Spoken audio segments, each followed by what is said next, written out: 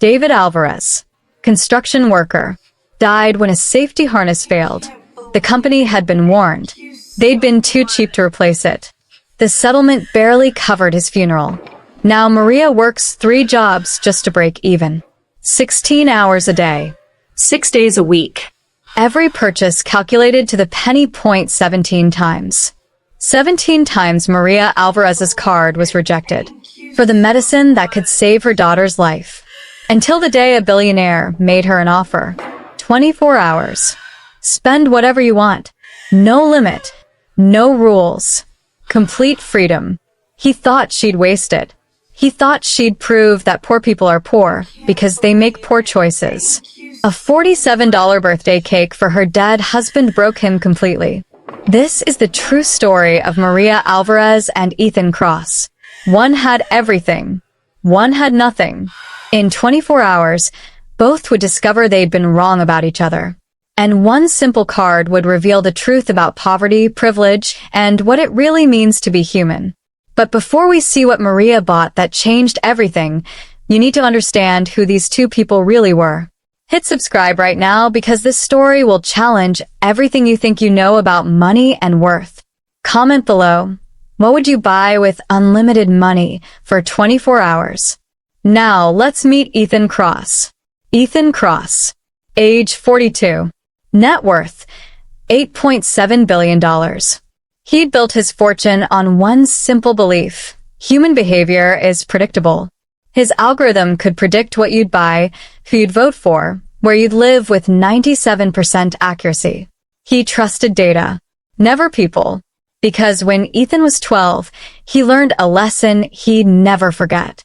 Dad, can you help me with my science project? Hire someone. That's what money is for. That was the last time Ethan asked anyone for help. By 23, he'd made his first million. By 28, his first billion. By 42, he'd proven his algorithm worked. But he'd also proven something else.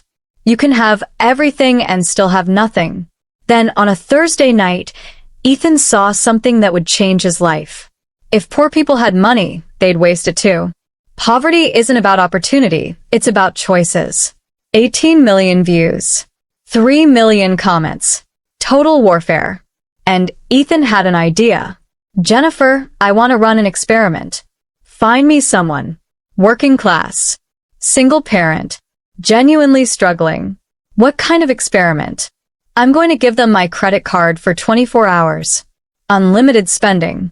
And prove that poverty is a choice, not a circumstance. Ethan, this could backfire. I'm not doing it for publicity. I'm doing it for truth. Find someone by Monday. What Ethan didn't know was that the person who would change his life was already right in front of him. Maria Alvarez. Age 34. Net worth, negative $47,000. 3 jobs. 2 kids. 0 margin for error. For 3 years, since her husband died, Maria had been surviving. Every need weighed against another need. Every day a choice between survival and dignity.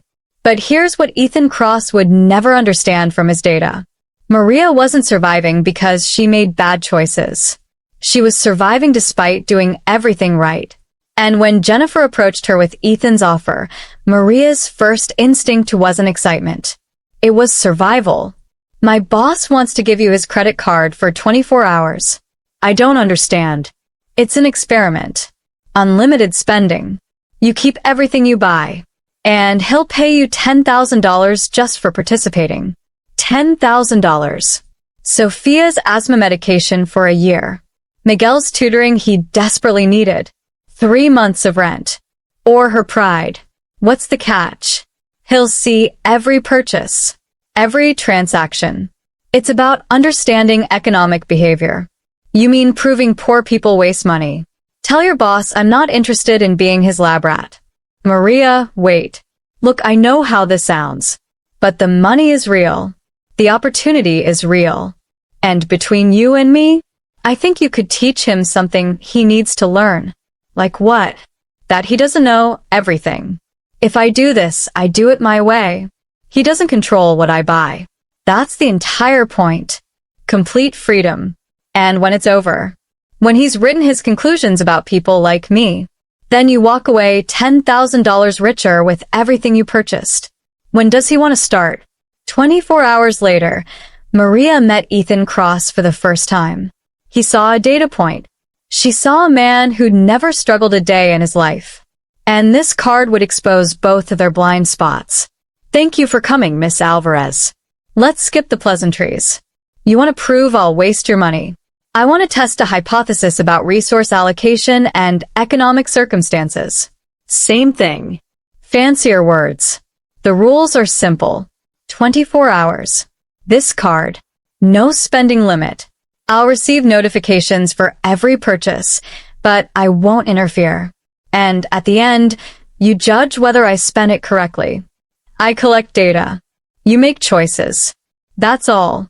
And the 10,000? Yours regardless. Plus everything you buy. Why me? Because you represent the circumstances I'm testing. Because I'm poor. Because you're working multiple jobs and raising children alone. You make daily economic decisions under constraints I want to understand. Understand. Not empathize with. I'm a businessman, Miss Alvarez. Not a social worker.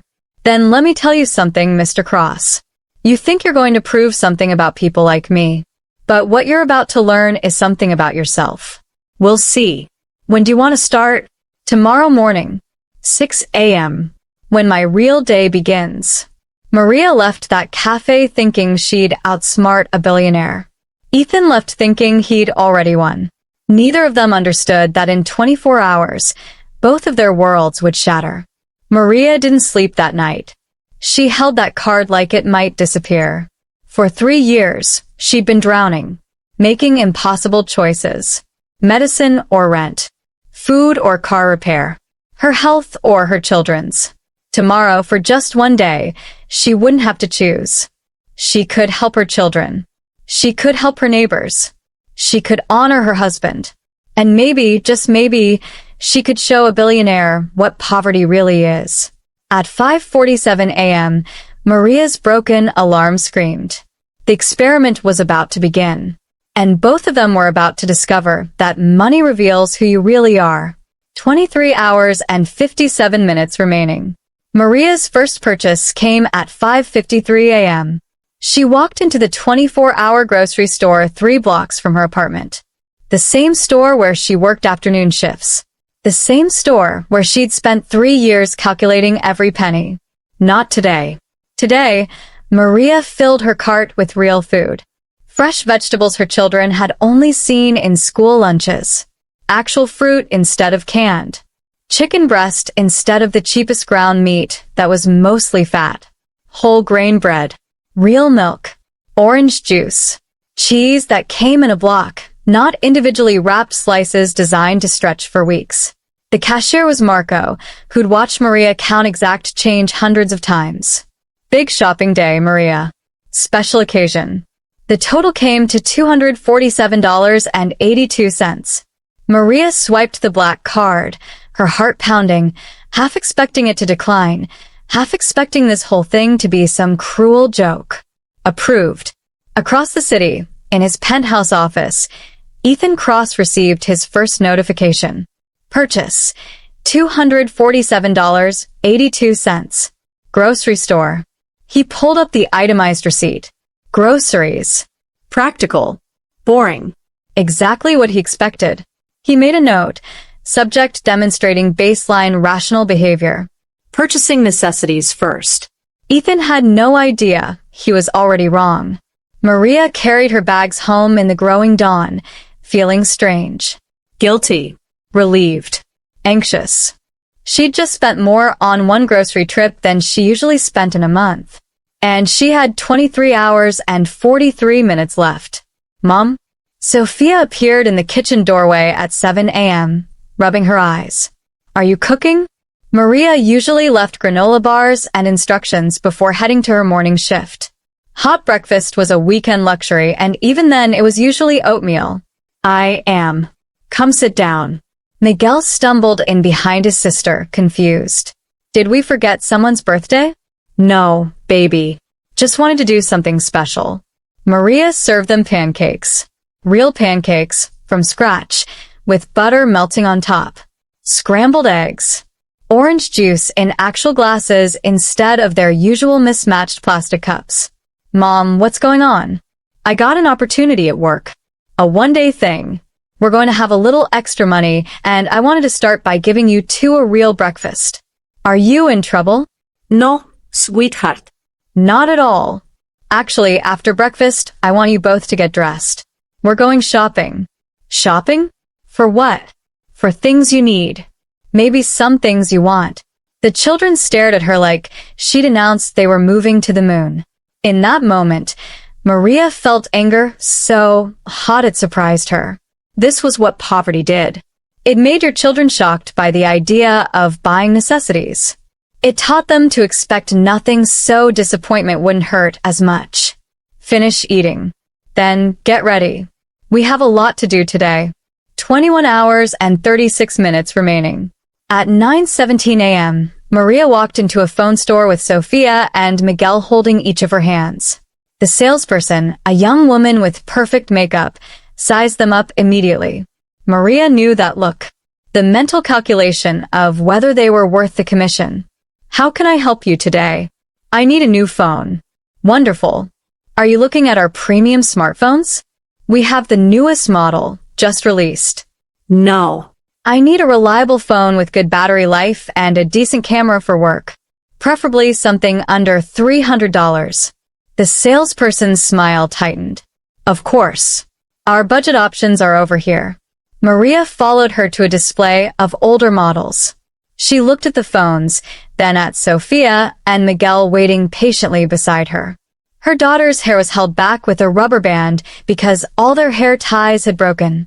Her son's jacket was 2 sizes too small, the cuffs stopping well above his wrists. Actually, show me the premium smartphones. I'm sorry? The new model you mentioned. I want to see it. The salesperson blinked, recalculating. 20 minutes later, Maria walked out with a $289 smartphone. Not the cheapest option, but not the newest model either. Something that would last. Something that would work when her children needed her. She'd also bought a heavy-duty case and screen protector. Total, $347.56. In his office, Ethan frowned at the notification. A phone. Practical, but not the cheapest option. Interesting. He made another note. Subject prioritizing durability over immediate cost savings. Possibly indicating longer-term thinking than expected.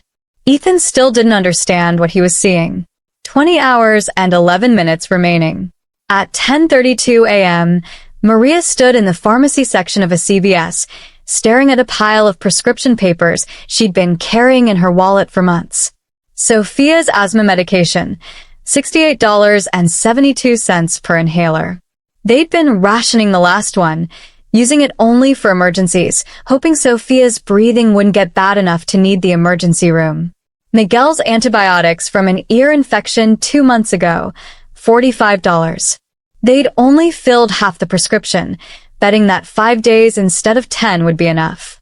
It had worked, but Maria had spent those nights watching him sleep, terrified the infection would come back worse. Her own prescription for thyroid medication, $89.50 monthly. She'd stopped taking it 6 months ago to save money, and now she was exhausted all the time, her hair falling out, her concentration shot. Old medical bills from an emergency room visit, $1,247 remaining after her payment plan. Maria handed all of it to the pharmacy technician, a middle-aged man named Ron who'd seen her counting change too many times. All of these? All of them. Plus, refile Sophia S. inhalé. I want 2 backups. And fill any other prescriptions you have on file for our family. Ron's eyebrows rose. Maria, that's going to be... I know. Just please. Fill everything. Ron looked at her for a long moment, then nodded. Okay. Give me 20 minutes. Maria sat in the waiting area with Sophia and Miguel, her leg bouncing anxiously. This was the most she'd ever spent at once in her entire life. But it was medication. Necessities. Things her children needed to breathe, to be healthy, to have a fighting chance. If Ethan cross-judged her for this, he could go to hell. Mom, are you okay? Yes, baby. I'm fine. You're crying. Maria touched her cheek, surprised to find tears. Sometimes people cry when they're happy, sweetheart. Total pharmacy bill, $2,847.23. Ethan stared at the notification for a full minute. He pulled up the itemized receipt. Asthma medication, antibiotics, thyroid medication, emergency room balance, medical expenses, debt payment, prescriptions, plural. For the first time since the experiment began, Ethan felt something uncomfortable twist in his chest. He pulled up his initial research on Maria. He'd done a background check, of course. Single mother, 2 children, 3 jobs. He opened a new window and searched average cost of asthma medication without insurance. The results made him close his eyes. $68.72 per inhaler. Recommended, 2 inhalers per month for moderate asthma. $137.44 monthly. $1,649.28 annually. For 1 child to breathe. Ethan made a new note, but his hand was shaking slightly. Subject allocated significant funds to medical necessities. Children's health prioritized.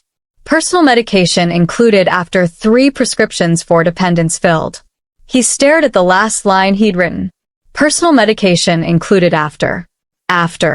She'd bought medicine for her children before buying medicine for herself.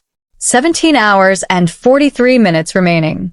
At 11:48 a.m., Maria pulled into Rodriguez Auto Repair in her dying 2004 Honda Civic. The car had 237,000 miles on it. The check engine light had been on for so long she'd stopped seeing it. The air conditioning didn't work. The driver's side window only rolled down halfway.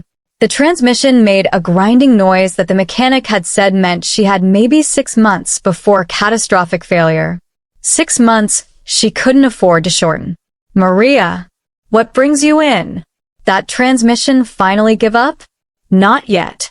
But I want you to fix everything. Carlos Rodriguez slid out from under a lifted truck, wiping his hands. Everything? Every single thing wrong with this car. I don't care how long it takes or what it costs. Make it safe. Make it reliable. I need this car to last another 5 years. Carlos studied her face. Maria, we're talking thousands of dollars. I know. You sure about this? Maria thought about the times she'd been late to pick up her children because the car wouldn't start. The times she'd missed work hours because of breakdowns. The constant anxiety that today would be the day the transmission failed on the highway with her babies in the back seat. I'm sure. Carlos nodded slowly. Okay. Give me a day. I'll call you with an estimate before we start. Start now. Fix everything. For hours later, Carlos called. Maria, the total is $4,856. Transmission work. New tires. Brake pads. Air conditioning repair. Timing belt replacement. Oil change. New battery. Window motor. Dozens of small fixes that had accumulated over years of deferred maintenance. Do it. You sure? Carlos, I've been driving my children around in a car that could die at any moment for 3 years. I'm sure. In his office, Ethan received the notification and pulled up his background check again. Single vehicle. No assets. 3 jobs requiring transportation. The car wasn't a luxury. It was her lifeline.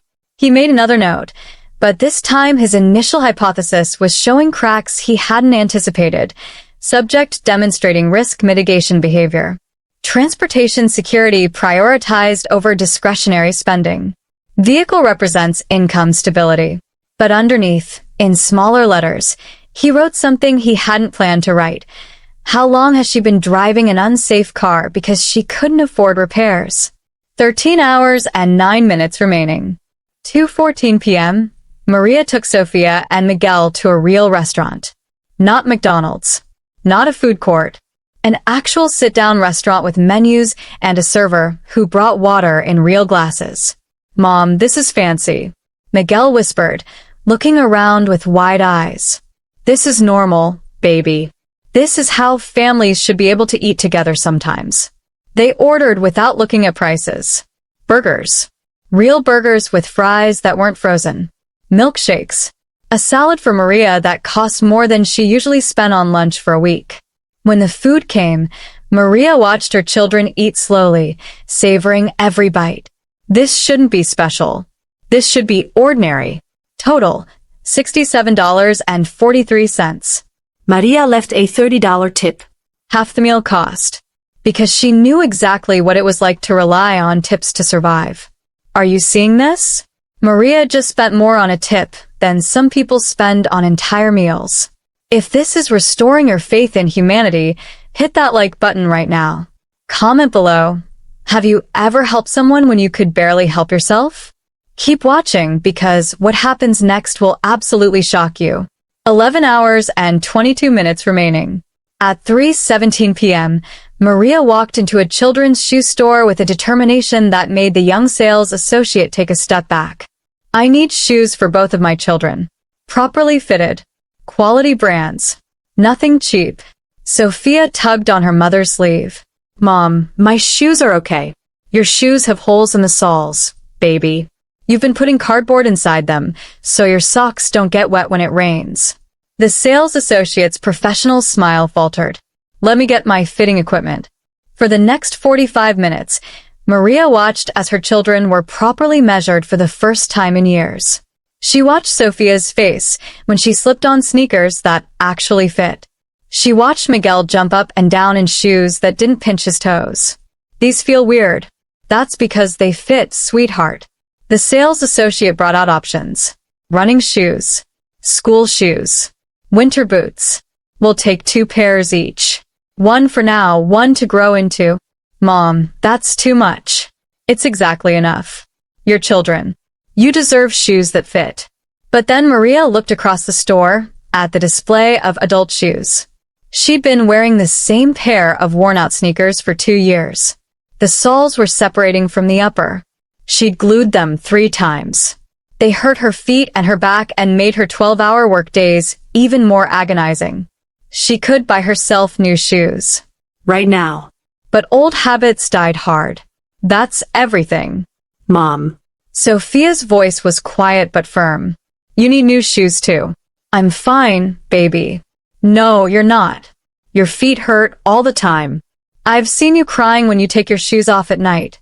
Maria looked at her 8-year-old daughter, stunned by her perception and her concern.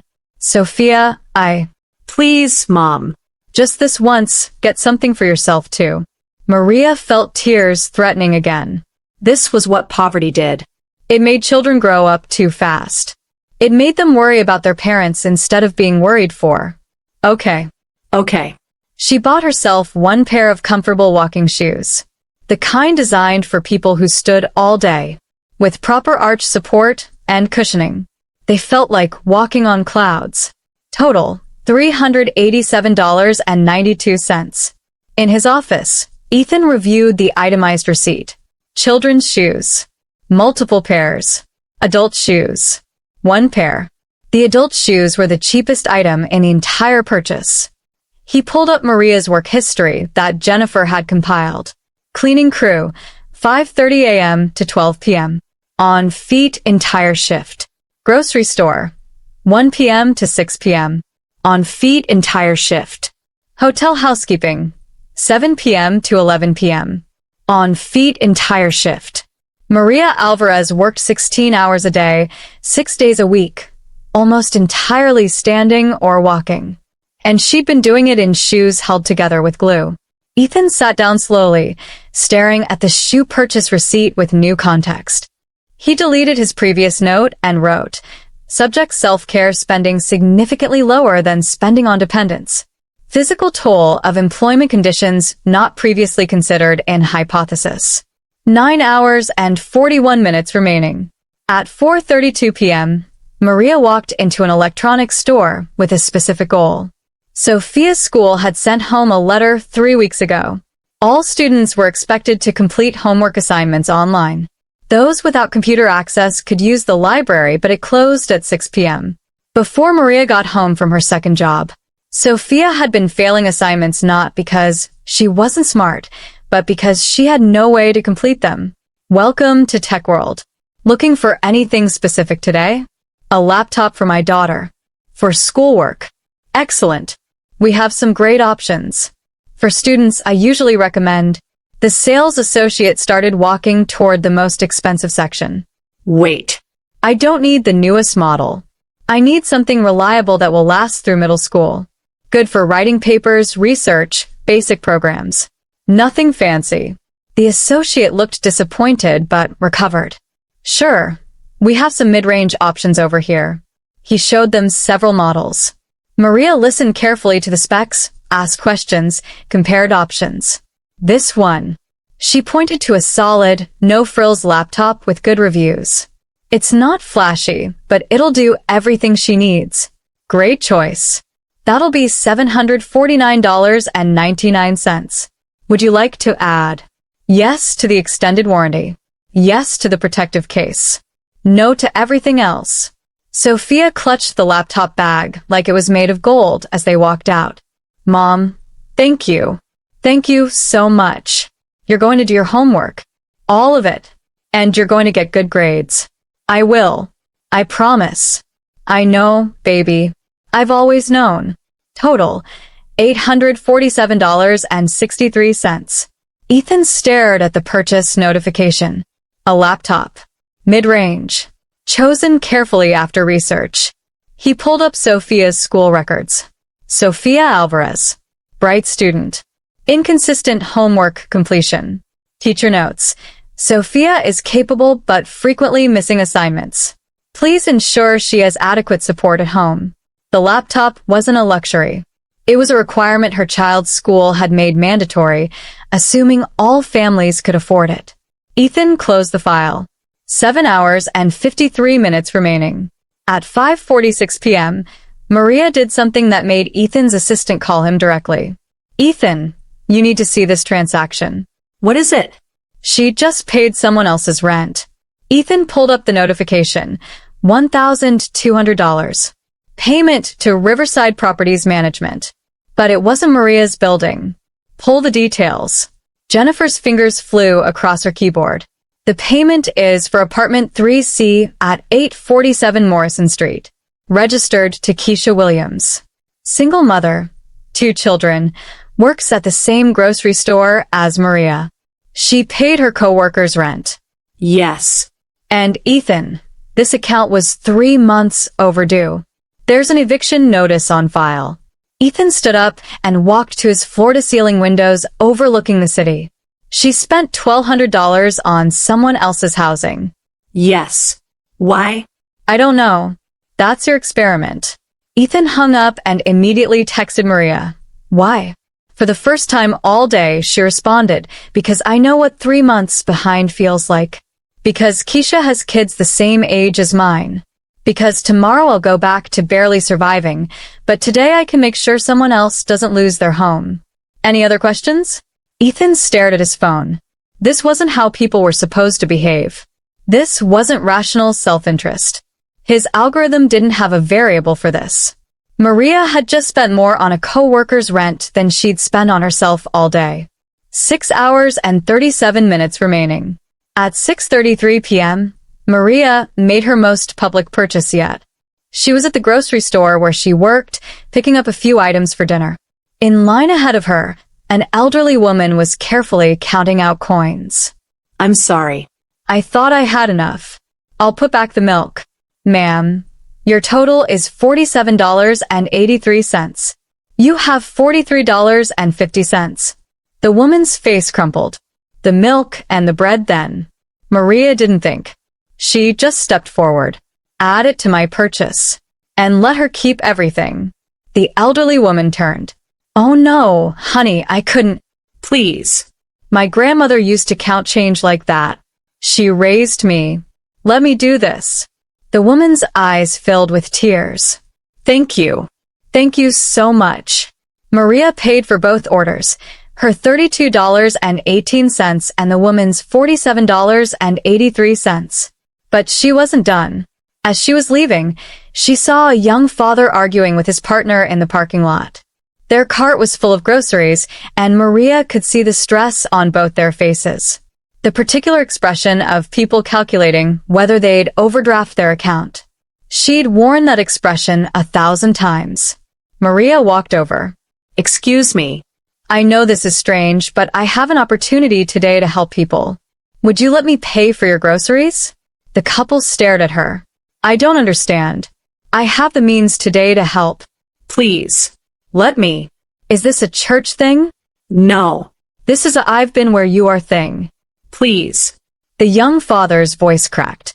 We just found out we're having another baby. We're trying to figure out how to make it work. Then let someone help you.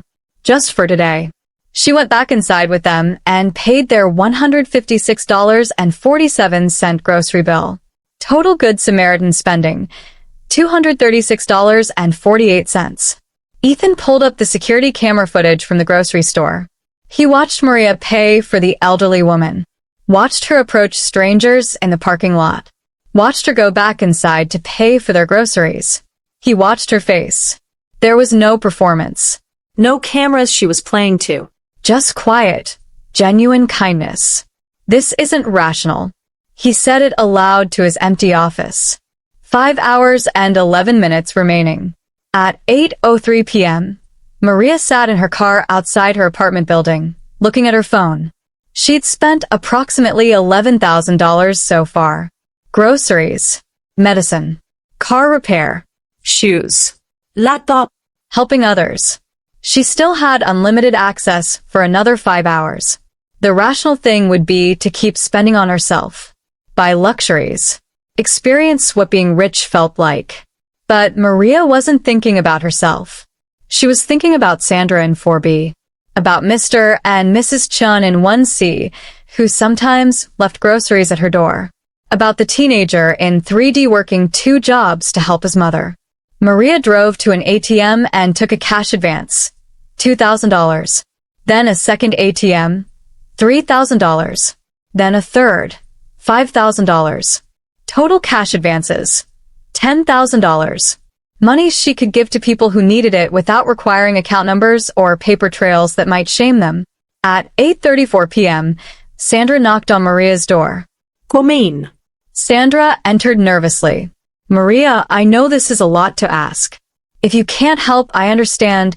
Maria handed her an envelope with $1,200 inside. Sandra opened it and gasped. What? I can't take this. Yes, you can. It's rent plus a little extra. For Diego's medicine. Maria, where did you get? I got a bonus at work. A big one. 1-day thing. I'll never have this opportunity again, and I want to help my neighbors while I can. Sandra started crying. I'll pay you back. I swear. Just help someone else when you can. That's all I ask. After Sandra left, Maria made a list. The single mom in 2A who'd watch Sophia when Maria had to work late. The elderly couple in 1C who'd quietly helped her.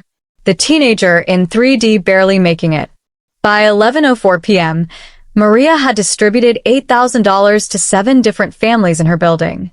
She kept $2,000 for herself, an emergency fund, the first savings she'd had in 3 years.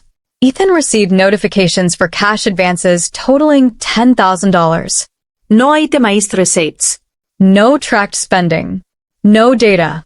He called Maria directly for the first time. Miss Alvarez, I need to understand the cash advances. You'll understand tomorrow when we meet. That was the agreement. 24 hours of spending, then explanation. You withdrew $10,000 in cash. Yes. I need to know why. And you will. Tomorrow. At 6 a.m. when our 24 hours ends. This wasn't part of the experimental design. Mr. Cross. I've let you turn me into a lab rat. I've let you watch my every purchase. I've let you judge my worthiness. But you agreed not to interfere. So don't. She hung up. Ethan stared at his phone, feeling something he hadn't experienced in years. Being out of control. 2 hours and 43 minutes remaining. At 11:51 p.m., Maria was exhausted but still had hours left. She'd put her children to bed in new pajamas. Sophia with her laptop on the desk. Miguel with new shoes lined up by his bed like treasures. Maria sat at her kitchen table with a notepad. She'd covered emergencies, medicine, transportation, helping others. What else did her family actually need? The heat. Their apartment was always cold. She called the landlord's emergency line. This is Maria Alvarez in 2B. I want to pay for heating system repairs for the entire building. Ma'am, it's almost midnight. I'll pay for emergency service. Tonight. Get someone out here to fix the heating system properly and bill it to this card. She gave them the credit card number. Total, $3,847 for full building heating system repair. At 1:26 a.m., Maria bought winter coats for both her children online. Real winter coats that would actually keep them warm. Total, $286. At 2:17 a.m., she bought a used but reliable laptop for herself. Something that would let her search for better jobs, take online courses, maybe finally finish the associate degree she'd abandoned when David died. Total, $423. At 3:33 a.m., she bought a small desk and chair for Sophia, so her daughter wouldn't have to do homework sitting on her bed. Total, $197. At 4:02 a.m., she prepaid 6 months of her children's school lunch accounts, so they wouldn't have to bring the free lunch paperwork that marked them as poor. Total, $1,080. At 5:03 a.m., as dawn approached, Maria made her final purchase. She went online to a local bakery and placed an order. A small cake. Simple. White frosting. Blue lettering. The message, Happy Birthday, David. Forever loved. Delivery time, 8 a.m. to her address. Total, $47. Her husband's birthday was today. He would have been 37. Maria sat at her kitchen table as the sun rose, tears streaming down her face, holding the black credit card that had given her 24 hours of not drowning. Tomorrow she'd go back to surviving. But today, just for today, she'd been able to honor her children, help her neighbors, and remember her husband. Ethan received the notification for the cake at 5:04 a.m. He pulled up the order details and saw the inscription. Then he read Maria's deceased husband's name from his background check file. David Alvarez. Date of death, 3 years ago today. Date of birth, today's date. Ethan Cross, billionaire, algorithm designer, man who believed human behavior was predictable, sat in his office at 5:06 a.m. and cried for the first time in 15 years. 24 hours complete. Maria's broken alarm screamed at 4:47 a.m., 13 minutes early as always. But for the first time in 3 years, she didn't immediately jump up in panic. The heating system hummed softly.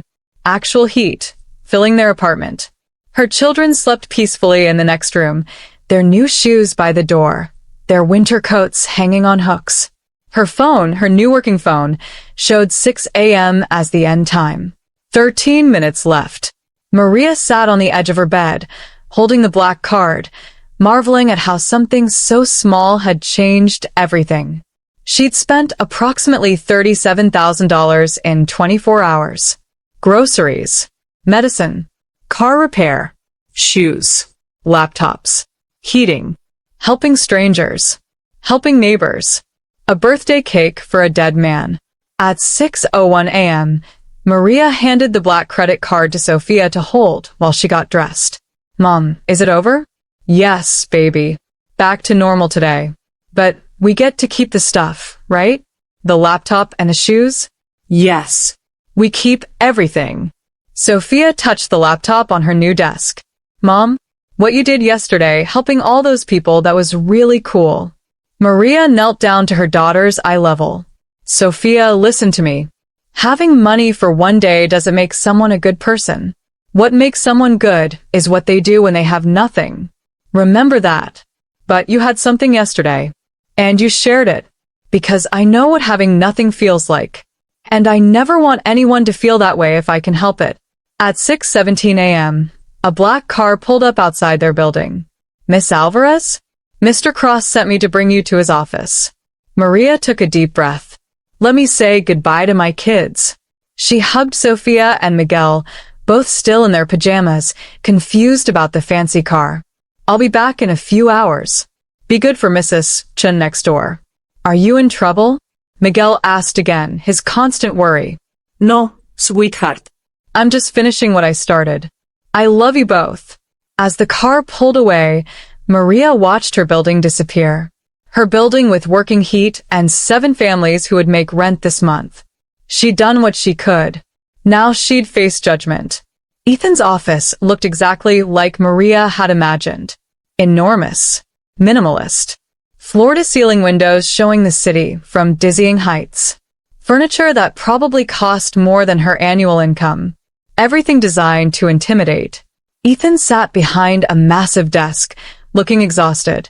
His usually perfect appearance was disheveled. Shirt wrinkled, tie loosened, eyes red. Miss Alvarez. Please sit. Maria sat in the chair across from him, back straight, meeting his eyes. If he was going to judge her, she'd face it with dignity. I've reviewed all your transactions. $37,862 in 24 hours. Is that a lot for you? The question caught him off guard. What? $37,000. Is that a lot of money to you, Mr. Cross? Ethan hesitated. No. I spend more than that on my car payment. Then maybe you're not the right person to judge how I spent it. Silence filled the enormous office. Finally, Ethan said quietly, You're right, but I'm trying to understand.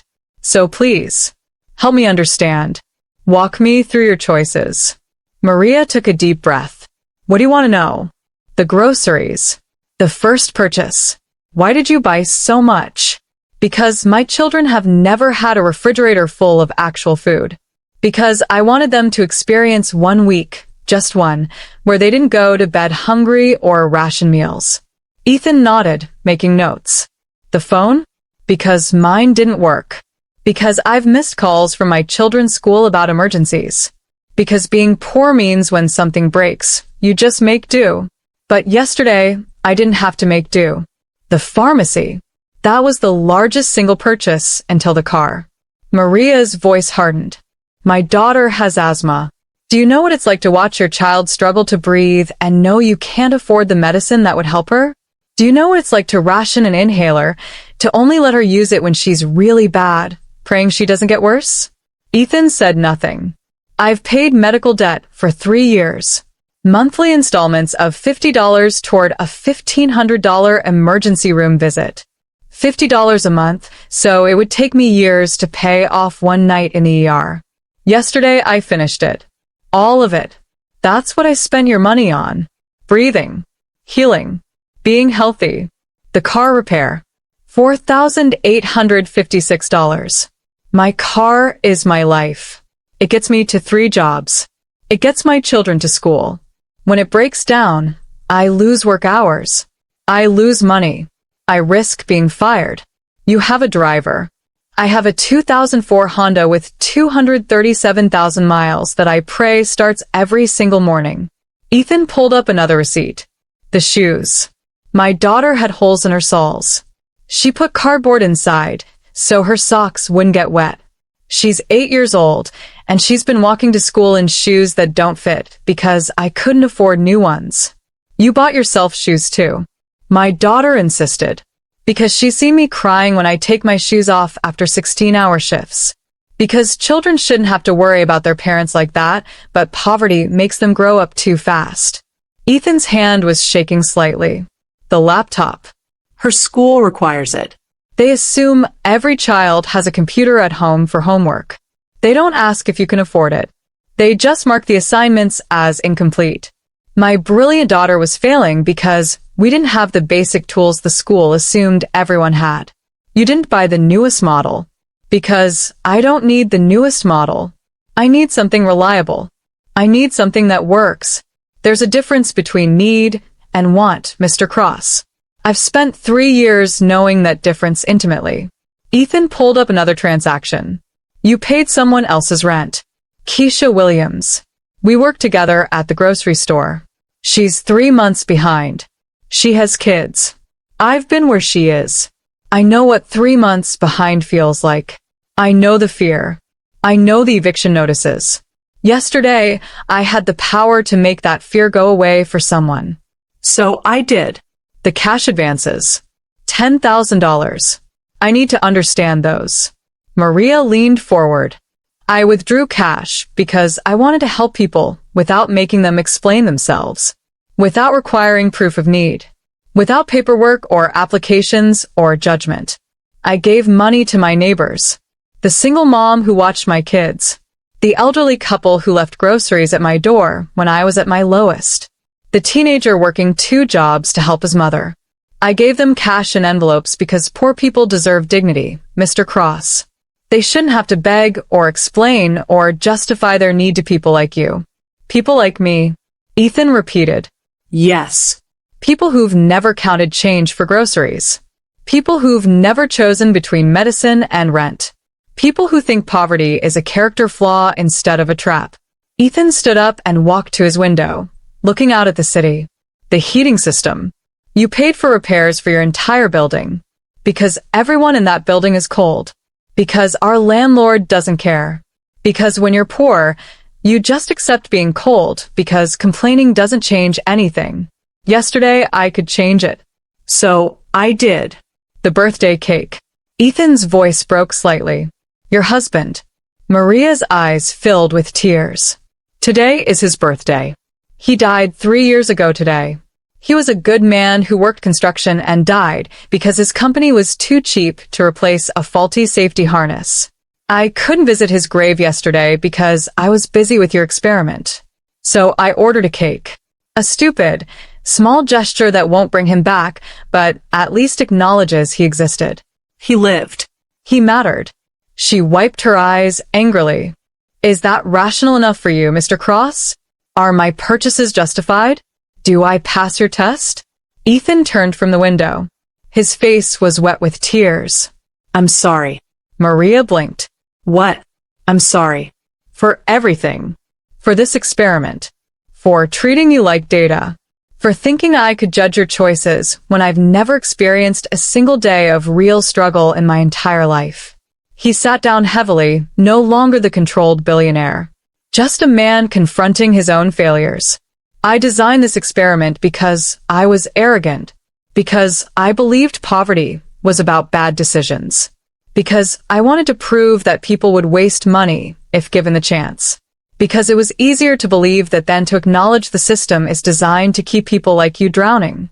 Mr. Cross, my algorithm was wrong. Every prediction I made about you was wrong. I thought you'd buy luxuries, designer clothes, expensive jewelry, things you'd been denied. But you didn't. You bought necessities I'd never had to think about because I've always had them. You bought medicine and car repairs and shoes that fit. You helped strangers. You remembered your husband. He looked directly at Maria. You showed me that poverty isn't a moral failing. It's a systematic failure. And I've been part of that failure my entire life. Maria sat back, stunned. This wasn't the confrontation she'd expected.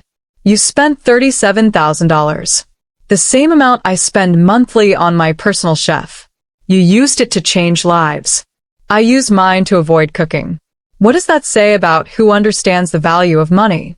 Mr. Cross, I don't need your guilt, but you deserve my apology and my commitment to do better. He opened a drawer and pulled out an envelope. This is the $10,000 I promised you for participating. Maria took it, her hands shaking. And this is an additional $90,000, bringing your total compensation to $100,000. Maria's vision blurred. I don't understand. You taught me something worth far more than $37,000. You taught me that empathy isn't weakness, that generosity isn't irrational, that human value can't be quantified in an algorithm. This is payment for the most valuable education I've ever received.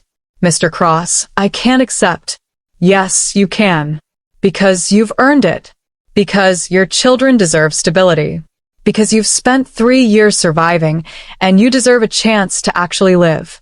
Maria stared at the check. $100,000. More money than she'd earned in 5 years. There's one more thing. I'm starting a foundation. The David Alvarez Foundation for Economic Dignity. It will provide unrestricted financial assistance to working families. No applications. No judgment. No strings. Just help.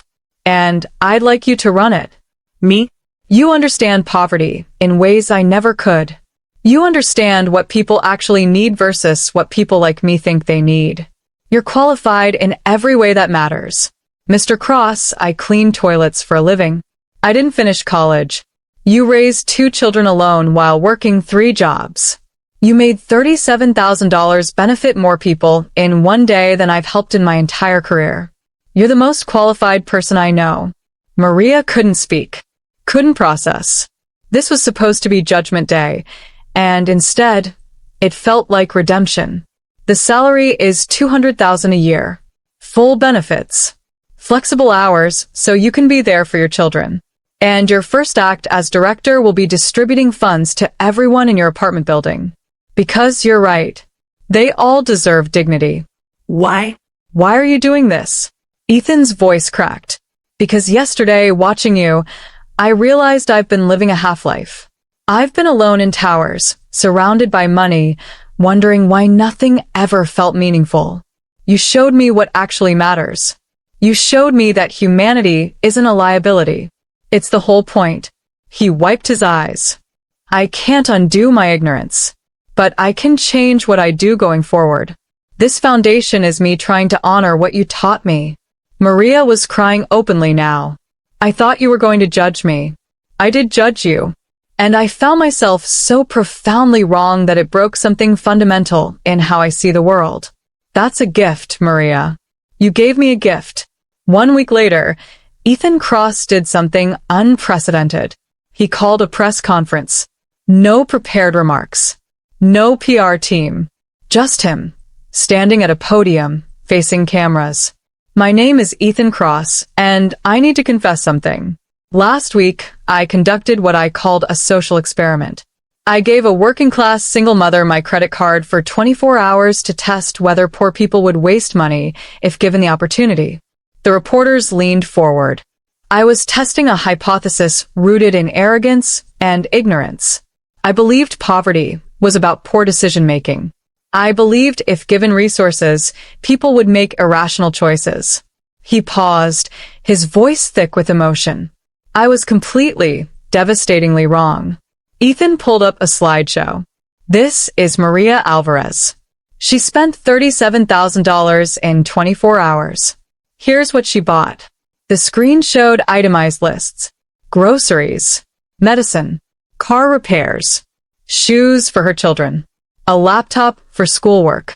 Every single purchase was something I never had to think about because I've always had it. She bought medicine for her daughter's asthma, an illness that could kill without proper treatment.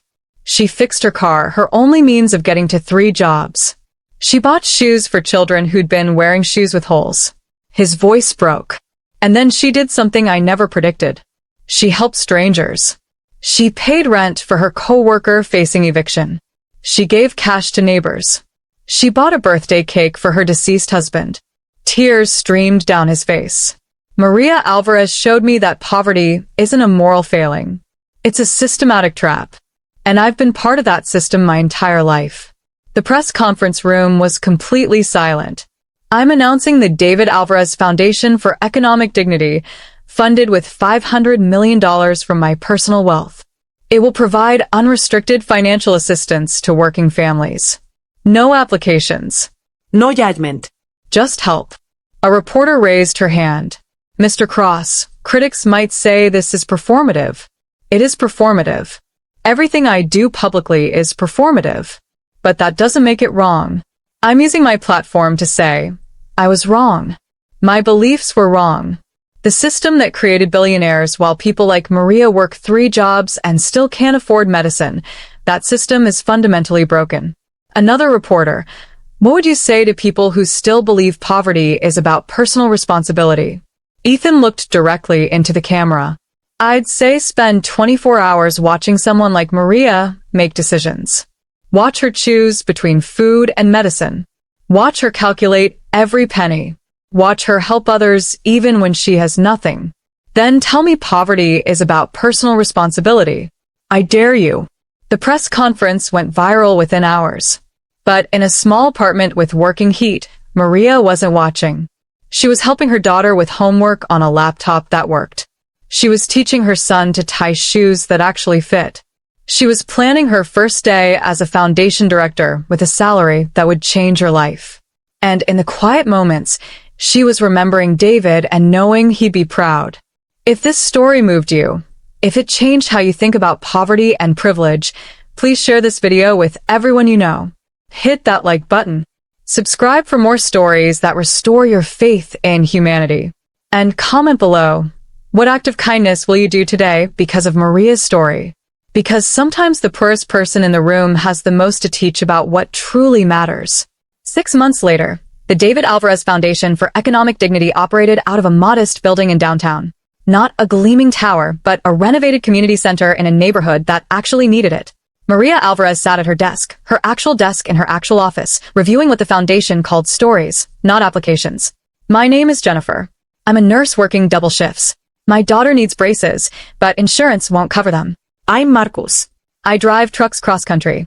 My engine is failing, and if I can't fix it, I lose my job. We're the Chin family. Our son got into college, but we can't afford the deposit. Maria didn't evaluate worthiness. She didn't calculate deservingness. She simply asked, does this person need help? And if the answer was yes, she helped. The foundation had assisted 847 families in 6 months. No hoops. No judgment. Just direct cash transfers and resource connection. Maria had hired a team of 4, all people who'd experienced poverty themselves. Former single parents. Previously homeless individuals. People who understood that poverty isn't a character flaw. Her office door opened. Ethan Cross stood there, looking nervous. Do you have a minute? For my boss? Always. I'm not your boss. You're the director. You're the founder and primary funder. Technically my boss. Ethan sat down across from her. In 6 months, he'd changed. Not physically, he still wore expensive suits. But something in his eyes was different. Softer. More human. I wanted to update you on something. Crosstech is implementing new policies. Minimum wage for all employees, even contractors and cleaning staff, is now $35 per hour. Maria's eyebrows rose. That's significant. It's overdue. I've also restructured our benefits. Full health coverage, including prescriptions. Childcare stipends. Transportation assistance. All the things I never thought about because I never needed them. How's your board reacting? Half of them think I've lost my mind. The other half are grudgingly admitting productivity has increased because people aren't stressed about survival. Maria laughed. Turns out treating employees like humans is good for business. Revolutionary concept. Ethan's expression turned serious. Maria, I need to thank you. You've thanked me approximately 400 times in 6 months. Not enough. Before that experiment, I was miserable. I had everything and felt nothing. I'd convinced myself that emotions were weakness, that trust was liability, that human connection was inefficient. And now? Now I volunteer at soup kitchens on Saturdays. Now I know my employees' names. Now I actually feel things. Now I understand that being vulnerable isn't weakness. It's the only way to actually be alive. Maria reached across the desk and squeezed his hand. You gave me financial stability. I gave you your humanity back. We're even. We're not even close to even. But I'm working on it. There was a knock on the door. Jennifer, Ethan's former assistant and now the foundation's operations manager, stuck her head in. Maria, the Rodriguez family, is here for their check presentation. Perfect timing. Want to join me, Mr. Cross? Always. Carlos Rodriguez stood in the foundation lobby with his wife Elena and their 3 children, looking uncomfortable in their Sunday best clothes. Maria recognized Carlos immediately. He was the mechanic who'd fixed her car during the 24 hours. Carlos. Maria embraced him warmly. Thank you for coming. Director Alvarez, I still can't believe this is real. It's real. And it's just Maria, please. She gestured to Ethan. You remember Mr. Cross? Carlos nodded warily. The car repair. That was your card. It was. And Maria tells me you've been running your auto shop for 15 years, always treating customers fairly. I try to be honest. Lots of mechanics overcharge people who don't know better. I can't sleep at night doing that. Maria pulled out an envelope. Carlos, your application said your building landlord is selling. You've been trying to buy the property to keep your shop, but banks won't give you a loan without collateral. Yeah. 15 years building a reputation, and it all ends because I can't get a loan. My customers need me. I employ 6 people. But banks see a mechanic from the wrong neighborhood and say no. Maria handed him the envelope. The foundation is giving you an interest-free loan of $200,000. It's yours. Buy your building. Keep your shop. Keep employing people who need jobs. Elena Gasped. Carlos opened the envelope with shaking hands. This is a check for $200,000. Yes. I don't understand. Banks said I wasn't a good investment. Banks are wrong. I've learned that people like you, people with integrity, people who've built something real, people who actually help their communities, you're the best investment anyone could make. Carlos started crying. His wife was crying. Their children watched with wide eyes as their father, strong stoic Carlos who never showed emotion, broke down in the foundation lobby. I'll pay you back. Every penny. I swear. No interest. And you pay it back when you can. Not before your family is stable. Not before your employees are paid fairly. This isn't a trap, Carlos. This is what help actually looks like. Elena embraced Maria, whispering thank you over and over. After they left, Ethan and Maria stood in the empty lobby. How do you do it? Do what? Stay so calm. Every family we help, you're composed. Professional. But I know each story breaks your heart. Maria smiled sadly. Because if I break down every time, I can't help the next family. Compassion doesn't mean drowning in emotion. It means channeling emotion into action. When did you get so wise? When I spent 3 years surviving on nothing. Suffering teaches you things success never can. That evening, Maria returned to her apartment. Not the cramped 2-bedroom, but a modest 3-bedroom in a safer neighborhood with good schools and a landlord who actually fixed things. She could afford better. Her salary allowed for luxury. But Maria had learned long ago that happiness wasn't about square footage. Mom. Sophia rushed to the door, laptop in hand. I got an A on my history project. Mrs. Chen said it was the best in class. Maria hugged her daughter tight. I'm so proud of you, baby. I couldn't have done it without the laptop. Sophia looked up at her mother. Mom, can I ask you something? Anything. That day with Mr. Cross's card, why did you help all those people? Why didn't you just buy stuff for us? Maria sat down on the couch, pulling Sophia beside her. This was the conversation she'd been preparing for. Sophia, having money for one day didn't make me rich. It gave me a choice. I could have bought things, clothes, electronics, whatever. But things don't change lives. Opportunity changes lives. But you bought us things. The laptop, the shoes. Those weren't things. Those were tools. The laptop helps you learn. The shoes keep you healthy. But the money I gave to Mrs. Williams to pay her rent? That kept her family from being homeless. The money I gave to Mr. Rodriguez? That saved his business and his employees' jobs. That's what changes lives. But we needed help too. And we got it. But we didn't need all of it. Other people needed it more. And someday, when you're older and have resources, I hope you'll remember that. Sophia was quiet for a moment. Is that why you work at the foundation now? To keep helping people?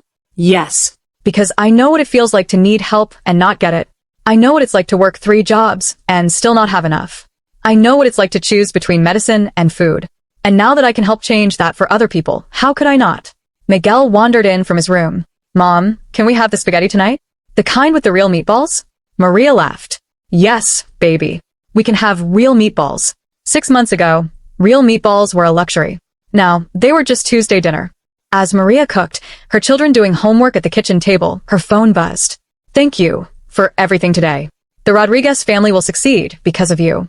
You're changing the world one family at a time. It was from Ethan. Maria smiled and texted back. We're changing the world. You provided the resources. I'm just making sure they go to the right people. His response, you showed me who the right people are. That's everything.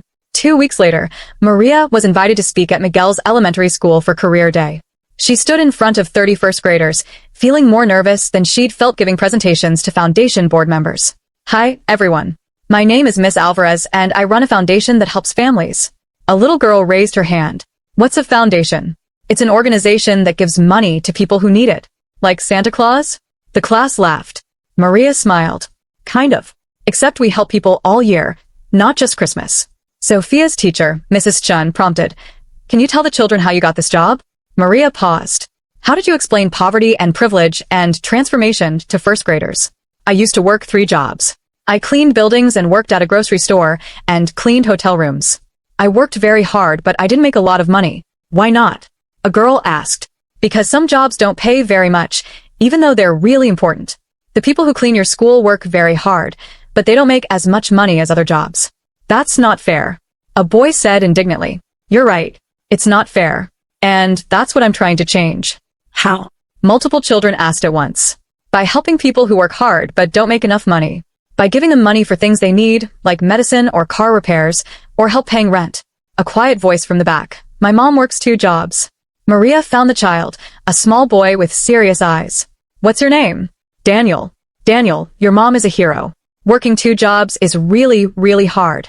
She must love you very much. Daniel nodded, his eyes suddenly wet. Mrs. Chen stepped in gently. Does anyone have questions for Miss Alvarez? How do you know who to help? Sophia asked, giving her mother an encouraging smile. That's a great question. I help people who are working hard but still struggling. People who need medicine but can't afford it. People who need their car fixed so they can get to work. People who need help paying rent so they don't lose their home. Do you give them a lot of money? I give them what they need. Sometimes that's a little. Sometimes it's a lot. But it's always enough to make a difference. After the presentation, Daniel's mother approached Maria in the hallway. Miss Alvarez? I'm Teresa. Daniel's mom. Teresa. I heard what you said in there. About helping families. I work 2 jobs, but my car is dying, and if it dies, I lose both jobs because there's no bus route to my night shift. Maria pulled out a foundation business card. Come to this address tomorrow. Bring information about your car and your jobs. We'll help. Teresa started crying right there in the elementary school hallway. Thank you. God, thank you. Maria hugged her. You're doing everything right. Sometimes the system is just broken. Let us help fix it for you. On a Saturday morning, Ethan Cross stood in a soup kitchen wearing jeans and a t-shirt, ladling soup into bowls. The director of the soup kitchen, a woman named Margaret who'd run the place for 20 years, worked beside him. You're getting better at this. First week you looked terrified of human contact. Ethan laughed. I was terrified. I'd spent 20 years avoiding genuine human connection. What changed? I met someone who showed me what I was missing. They worked in comfortable silence for a while, serving people who came through the line. Some homeless, some working poor, some just down on their luck. An older man approached the serving line. Thank you, son. You're welcome, sir. The man studied Ethan's face. You look familiar. You famous or something? I run a tech company. One of them billionaire types who volunteers to feel better about being rich. Ethan froze. Margaret tensed, ready to intervene. But Ethan surprised them both. Yes, that's exactly what I am. And you're right to be skeptical. I spent most of my life thinking people in your situation made bad choices. I was wrong, and I'm trying to do better. I'm probably failing, but I'm trying. The man stared at him, then slowly smiled. Most rich folks would have gotten offended. You got honest. That's something. I'm learning. Keep learning, son. World needs more rich people who give a damn. After the soup kitchen closed, Ethan helped Margaret clean up. That man was right. I am doing this to feel better about myself. So?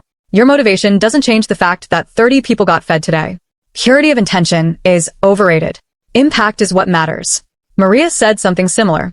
Maria's a smart woman. You should listen to her. I do. Every day. Margaret studied him. You know what I think?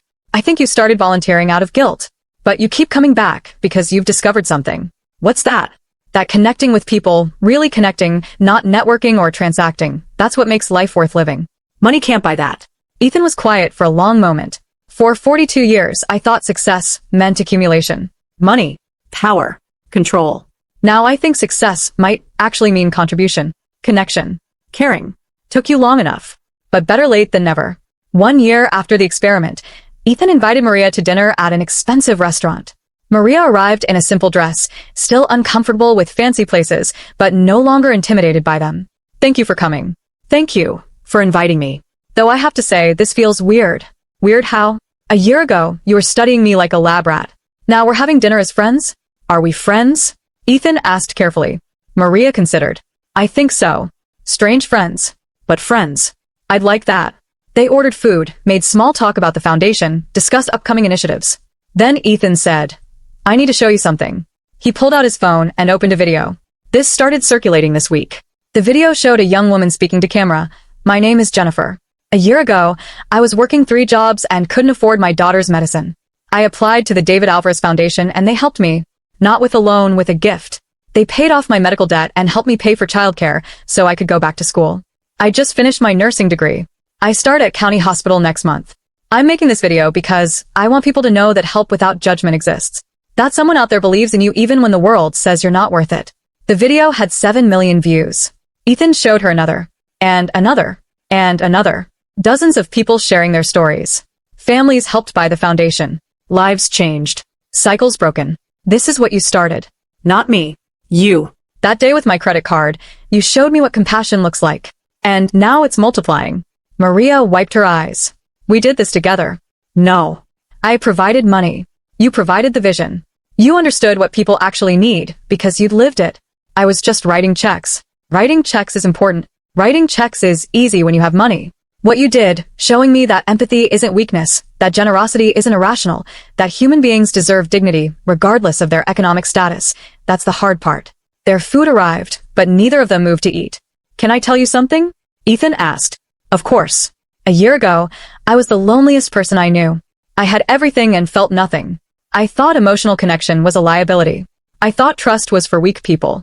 I thought human behavior could be reduced to algorithms and predictions. And now? Now I volunteer at soup kitchens. Now I know the names of the people who clean my office. Now I cry at foundation presentations. Now I feel things. Now I'm actually alive instead of just existing. Ethan, you gave me my humanity back, Maria. I can never repay that. Maria reached across the table and took his hand. You don't have to repay it. Just keep being the person you're becoming. Keep helping people. Keep learning. That's enough. Late that night, Maria returned to her apartment where Sophia and Miguel were staying with the babysitter. She paid the babysitter generously, always generously, because she remembered what poverty wages felt like, and checked on her sleeping children. Sophia, now 9, had filled her walls with academic awards. Miguel, now 7, had his books carefully organized on his shelf. Books they'd been able to buy instead of borrowing from the library. Maria sat at her kitchen table with a cup of tea, reflecting on the past year. 1 year ago, she'd been drowning. 3 jobs. Constant fear. Children who'd learned not to ask for things. Now she had stability. Purpose. The ability to help others the way she'd needed help. Her phone buzzed. Miss Alvarez, my name is Patricia. I heard about your foundation from a friend. I'm a teacher working 2 jobs. My son needs surgery. We can't afford. I don't know if you can help, but I'm desperate. Please. Maria looked at the message for a long moment. Then she typed back, Patricia, come to the foundation office Monday morning at 9 a.m. Bring your son's medical records. We'll help. You're not alone anymore. 3 dots appeared. Then, thank you. God bless you. Maria set down her phone and looked around her kitchen. Warm. Safe. Full of food. Full of possibilities. She thought about Ethan learning to be human again. She thought about the 1,247 families the foundation had helped in 1 year.